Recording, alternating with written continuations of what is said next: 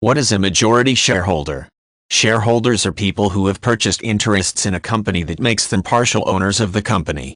The majority shareholder is the individual who owns most of a company's shares. This means she generally has more power than all of the other shareholders combined. Such situations are usually more common with private companies than with public companies. Being a shareholder requires a person to own at least one full share in a corporation.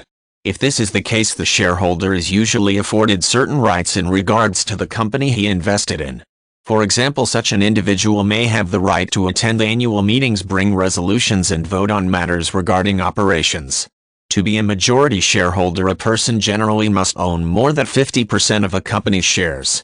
When this is the case, the individual generally wields a substantial amount of power over the corporation.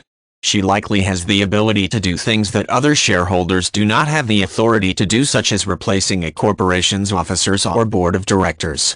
Being a majority shareholder may sound like a situation characterized only by advantages, but there are many reasons this individual needs to exercise caution.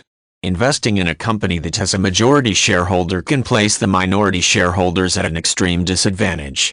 For this reason, the law often seeks to protect these individuals by placing certain obligations upon the person who owns the majority.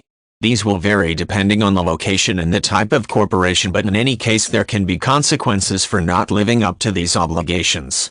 For example, the majority shareholder is not supposed to manipulate her authority for unfair personal benefit. This is true even if she is the founder of the company.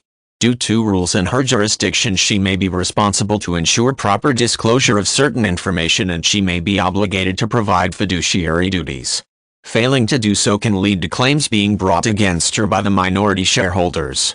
In some instances, voting rights can negate some of the power from the majority shareholder. Some companies have votes that carry different weights. This means a person can own the majority of a company's shares, but he may not have a lot of authority. It should also be noted that majority shareholders do not have to be individuals. It is common to find that one company owns the majority of shares in another business.